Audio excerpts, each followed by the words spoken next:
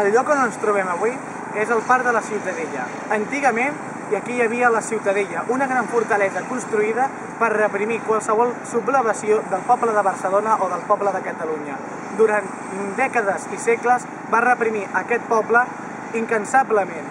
Avui dia aquesta ciutadella ja no existeix, tot i que alguns edificis d'aquesta fortalesa continuen en peu, com per exemple el que tenim aquí darrere, l'antic arsenal de la Ciutadella, que avui dia és el Parlament de Catalunya, l'òrgan que representa el poble d'aquesta mateixa nació. Els catalans i catalanes a finals del 2012 van triar els seus representants d'aquest Parlament de Catalunya, d'aquesta legislatura. Una de les qüestions més importants a l'hora de votar era la celebració de la consulta que preguntaria en aquest mateix poble la seva opinió sobre el futur d'aquesta nació.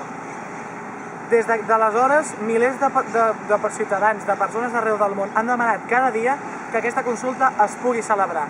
Des d'aleshores, en moltes ocasions hi ha hagut manifestacions multitudinàries de milions de persones demanant únicament que ens deixin votar, únicament poder fer la consulta.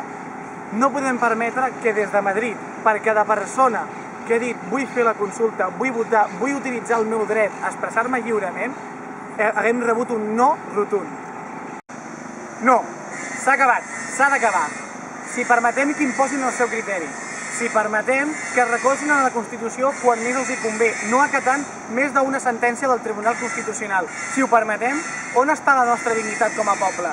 On està la nostra dignitat com a persones? Després d'anys, dècades, segles de massacres contra el poble català, després de més d'una dictadura, després de molts intents d'acabar amb la nostra cultura i amb la nostra identitat, ja és hora de que arribi la pau, la justícia i la democràcia en aquest territori.